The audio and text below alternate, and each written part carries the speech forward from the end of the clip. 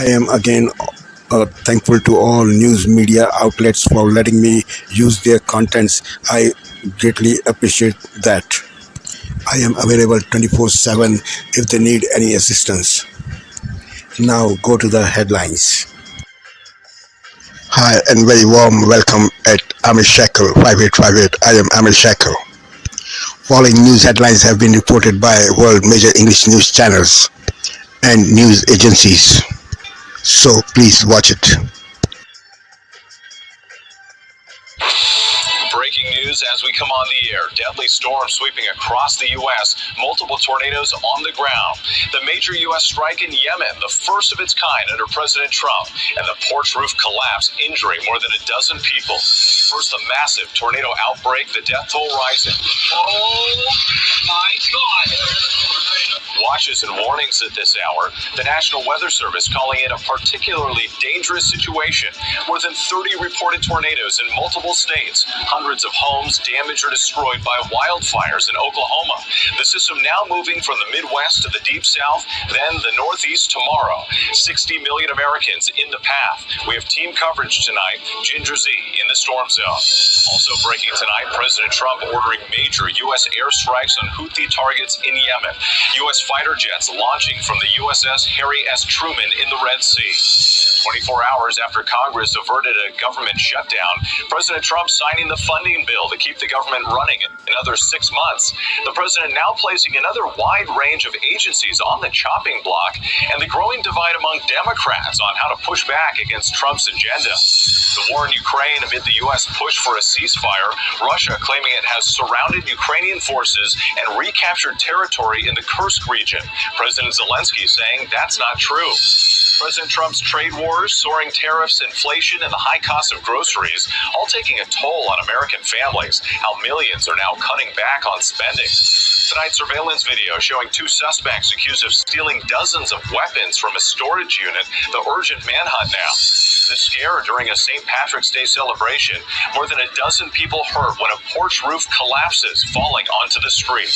The warning to pet owners about bird flu and pets. Two house cats infected in New York City. And America Strong, the remarkable drone mission to find a lost puppy. From ABC News.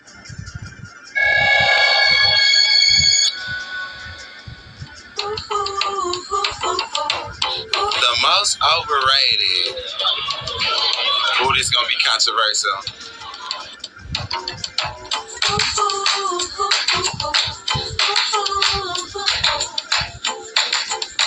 Seth Rogen. Is he a comedian, or do we even consider him? He's not funny. He's just, I'm high all the time. That's pretty much it. Kevin Hart.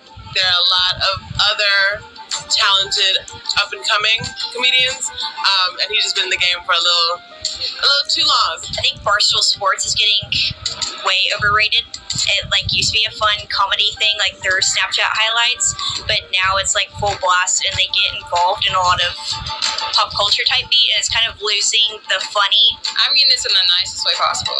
But I'm not really that into Tiffany Haddish. I don't have a good one for overrated because I don't pay any attention to them. I love you, Cat, but Cat Williams not funny to me. I love you though. He funny, but he not funny to me. Like I don't look at him and giggle.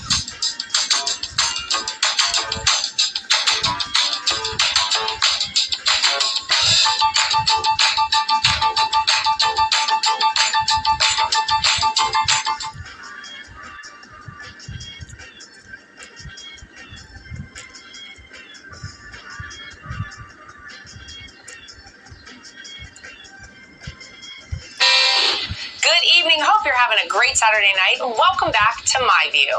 When it comes to our economy, after a global pandemic shutdown, 4 years of mounting inflation, and 4 years of Democrat leadership, we're overdue for a reprieve.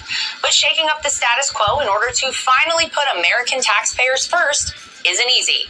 New reports estimate the Biden-Harris administration increased federal spending by $300 billion in the final months of his presidency. Our national debt is upwards of $36 trillion.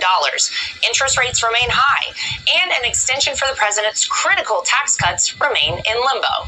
Still, President Donald Trump is staying the course. Are you worried about a recession? All I know is this: we're going to take in hundreds of billions of dollars in tariffs, and we're going to become so rich, you're not going to know where to spend all that money. I'm telling you, you just watch. We're going to have jobs. We're going to have open factories. It's going to be great. And there's already been progress. 10,000 manufacturing jobs were added in February alone. Inflation is cooling. Doge has cut $115 billion in wasteful spending, and we've established a strategic Bitcoin reserve, putting us at the cutting edge of cryptocurrency's potential. Last year, I promised to make America the Bitcoin superpower of the world, and this will be a virtual Fort Knox for digital gold to be housed within the United States Treasury. That's a big thing. Well, you're probably like me, and Bitcoin and crypto are a foreign language to a lot of us. It's actually something many of you have been curious about. Hi, Laura. My name is Stefan from Indiana, and my question is, what are your hopes for cryptocurrencies under the second Trump administration? Well, my hopes are likely the same as yours for American prosperity to thrive once again. America thrives when we embrace new ideas, technology, and always fight to be at the forefront. And if cryptocurrency will be part of that, then let's use all the tools at our disposal. But when you can't see the dollar bills in front of you, it can be a concept that's difficult to understand. So tonight, we've brought in the experts to break down everything Bitcoin and lay out how crypto fits into the administration's broader economic picture, and how reinventing our economy, utilizing every weapon we have, might just be the best thing for our wallets.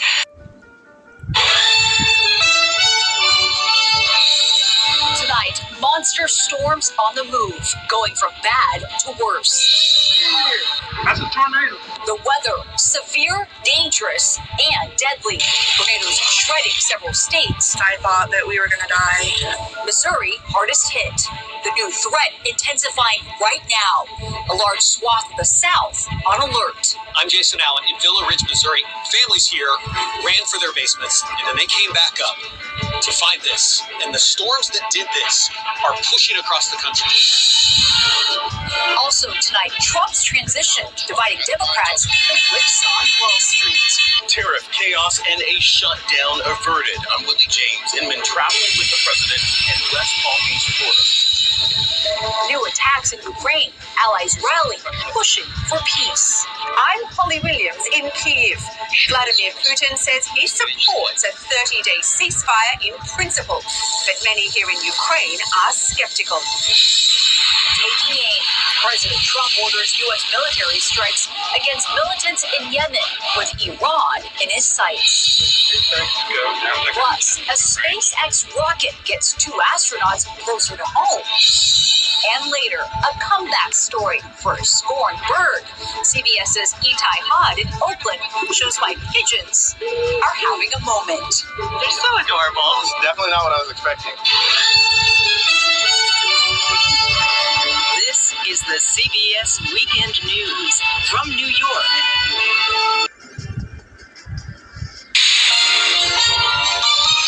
On this Saturday night, Canada's oldest retailer is closing shop. Hudson's Bay plans to liquidate its business. It's the end of the department store era in Canada as we know it. The consequences for shoppers and thousands of employees. Canceling the carbon tax. This will make a difference to hard-pressed Canadians. What it means for industrial polluters. Trump's travel ban 2.0. The White House moves to prevent visitors from a long list of countries. Plus, protecting the Arctic. Why Canada's plans for a new northern naval base are now on thin ice. Global National. Reporting tonight, Jeff Semple. Forget the suffering, the trauma from childhood. Revisiting Romania's missing children on France 24. Hello and welcome to Daybreak here on France 24. My name's Peter O'Brien. These are the headlines. The UK urges its burgeoning coalition to keep up the pressure on Russia, while Ukraine denies that its troops are encircled in Kursk. The US launches its biggest attack on foreign soil since Donald Trump came into power, raining airstrikes on Houthi targets in Yemen.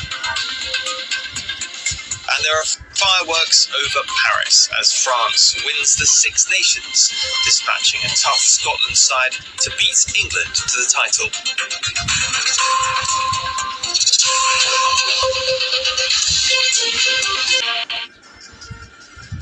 This is Asia Now.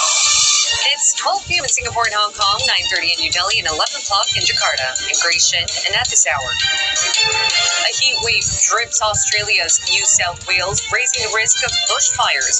Authorities issue a total fire ban in Sydney as temperatures soar, with dangerous conditions expected across the state.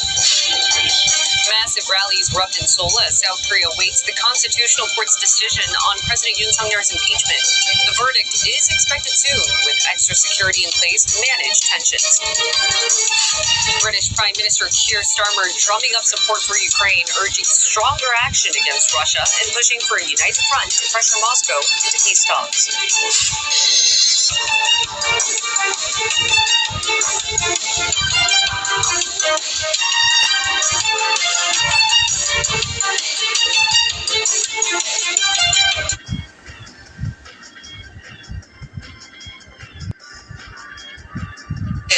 On ABC iView and ABC Entertains.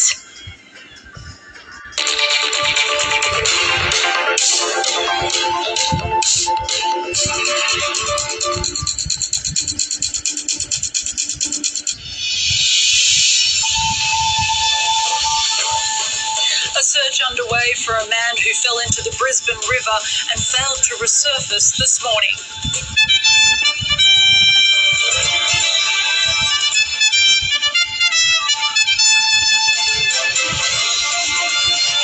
At least one home lost and another damaged in a bushfire in Melbourne's outer east.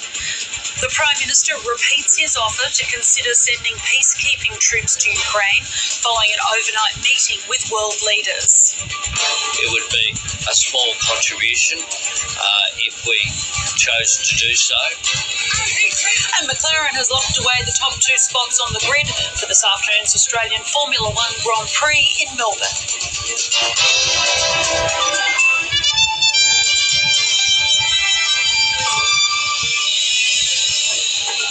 Hello, welcome to ABC News. I'm Selena Edmonds.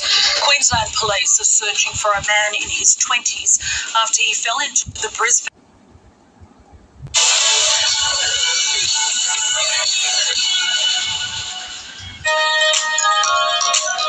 Africa News.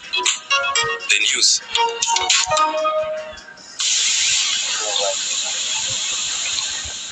Authorities and environmentalists in Zambia are grappling with the aftermath of the devastating acid spill caused by a collapsed tailings dam at a Chinese-owned copper mine. The spill, which occurred on February the 18th, has raised concerns over the long-term impact on the Kafue River.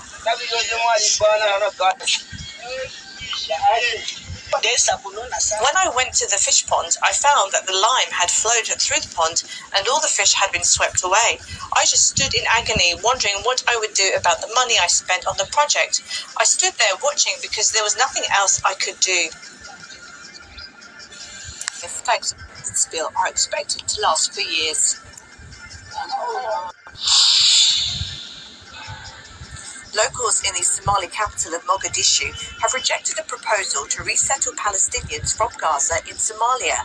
The plan, proposed by US President Donald Trump, has sparked outrage across the region, raising questions about its feasibility and morality. As a Somali politician, I don't think that proposal will get, a support. Because of the circumstances surrounding this issue. So we have heard that it's in the mainstream media, and already we know that the immediate reaction that came from the neighboring Arab countries, frontline Arab countries of Palestinians, like Egypt, Jordan, Saudi Arabia, and the likes. The US plan to relocate Gaza's 2 million people to Somalia, Sudan and Somaliland faces strong opposition due to economic challenges in these countries. I find President Trump's proposal to resettle the people of Gaza unfeasible.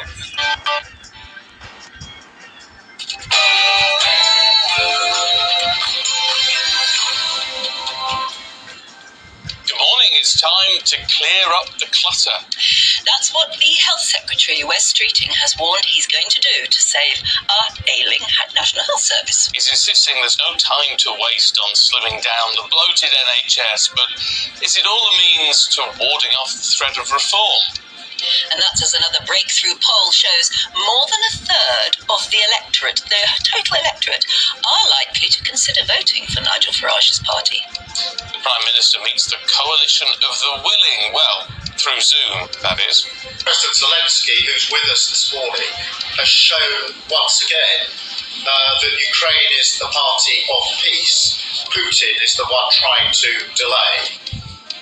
But with Vladimir Putin apparently dealing only with the Americans, is Starmer's European alliance flailing before it even gets started?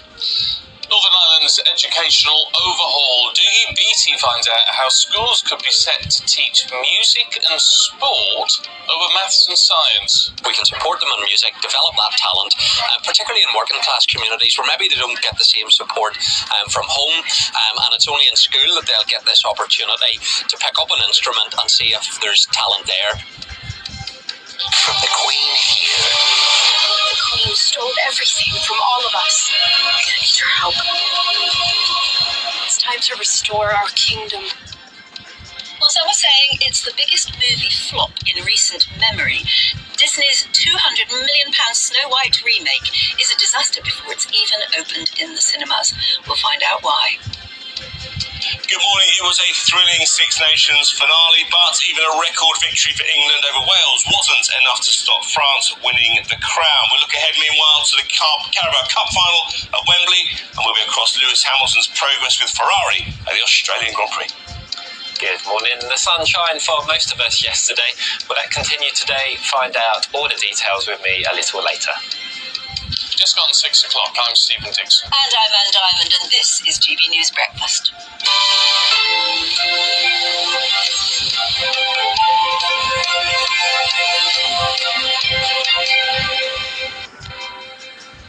I've just read the best news this morning. If you want to lose a few pounds, the way to do it is to have a bath or a shower. Why? It stops you going down to the kitchen and eating. No, boffins have pointed out that if you wallow in bath water at 40 degrees, so it's got to be hot, but it takes an hour, you burn 140 calories. But you have to stay in the bath for an hour? For an hour, which is equivalent to a 30-minute walk, a 20-minute swim, or a 15-minute jog. Oh, I'm going to try that. Or, if you push for time, and this is even better, a 15-minute shower at 40 degrees can burn more than 300 calories, equivalent to a king-size chocolate bar, and that would be the same as a 40-minute spin class. Wow. That's a great idea. How many calories do you think you burn just sleeping overnight, though? Well, you see, Paul Gascoigne used to say this, because he was always fighting his weight. He was, yeah. And he said that the best way to diet is just to go to bed for the weekend. 400 calories overnight on average. 400 calories overnight. So if you had a hot shower before going to bed, A, that would help you sleep. Yes. And B, you'd wake up lighter. 700 calories. Do you notice, Stephen, it lowers your sugar level when you have a hot shower or a hot bath? I haven't noticed. I've noticed it recently. Why would you do that? Because the energy, it just takes energy out of it. Yeah, similar kind of thing. Oh, that's fascinating. So there you go. So if you've got a couple of pounds to lose, as I have, then just have a 15-minute hot shower.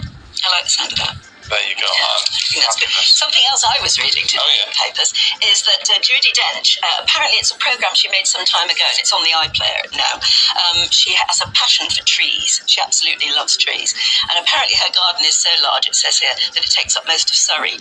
But she loves, and every time she wants to remember somebody that maybe she's lost, she plants a tree for them. Right. And she goes around with one of those old-fashioned ear horns. Yeah. And she listens to trees. She says they do talk. They say things. They have apparently they do make noises, because if you actually listen up to the tree, they obviously there's processes going on inside the trees, and they do make noises. And she reckons that they do talk to you, and it's very relaxing. It's nice to commune with the trees. Yeah. Well, I think that's lovely, don't you? Judy, she's lost the plot now. No, I think it's lovely. So, get out to a wood near you, or a forest, or go to Kew Gardens or something. I wonder they couldn't let it be M any longer. Special branch.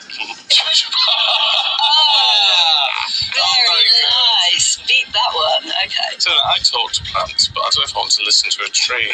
Well, have you ever tried it? I've never tried it, but I haven't got an ear horn. Well, if you hug a tree close enough, you might be able to hear what it's saying to you. They talk to each other, apparently. Most botanists do recognise this. Trees talk.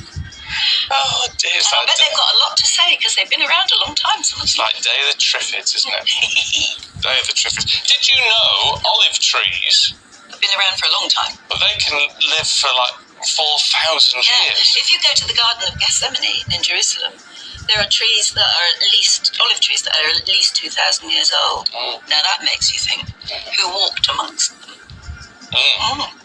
Interesting, isn't it? Yeah. But we better crack on with some actual news this morning. We've better have. The Health Secretary is saying we all need to listen to trees more often. Oh, if only. No, what he is saying is there's no time to waste in slashing more of the health quangos cluttering up the system. He's writing in the Telegraph, and he also revealed the abolition of NHS England, which is what we were talking about yesterday, is the beginning, not the end, of his plans to slim down a bloated public service. But could a frontbench rebellion upend Labour's plans to take a chainsaw to government spending? Well, the Work and Pensions Secretary, Liz Kendall, is said to be watering down her radical cuts to the welfare budget after a backlash from MPs and ministers. Meanwhile, throw into the mix the new Ipsos poll, which has reform in the lead. 30-odd% of voters, all voters, would vote for reform if there was an election tomorrow. So could that really be playing into all of this? Well, it's very interesting times, isn't it? Let's get more with political commentator Andy Williams. Hello. Good morning. Are you surprised by that figure, that so many people, despite what has been happening in reform just recently, they don't seem to be rattled by that? They're still determined to vote reform. Well, I think the first thing to say about this poll is that these are people who would consider voting reform. So the flip side of that are all the people who are saying they have.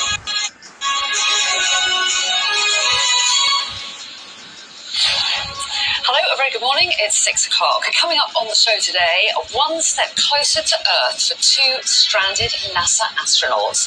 The long-awaited rescue mission to bring them back arrives at the International Space Station. And they're into the final lap of F1's Australian Grand Prix, where British driver Lando Norris is on course to win in chaotic, wet conditions. It's Sunday, the 16th of March. A capsule carrying replacements for two astronauts stuck in space for 9 months successfully docks. Reports that the government is preparing to U-turn over contentious plans to cut disability benefits.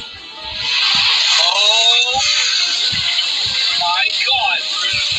We are in a tornado. Violent storms ripped through parts of the United States, killing at least 34 people. Also ahead, the prisoners facing indefinite sentences who are being kept behind bars despite serving their minimum term. Sorry, my life has broken me. It's broken me as a man. I'm never going to have a family now. I'm a ghost. I've been a ghost for 20 years. And in the Six Nations, it's celebrations for France as they claim their second title in 4 years, despite a record victory for England in Wales.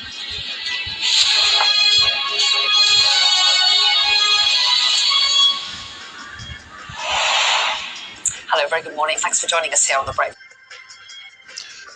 Thank you very much for giving time to Amir Shekel 5858. I am Amir Shekel. Have a good life. Bye-bye.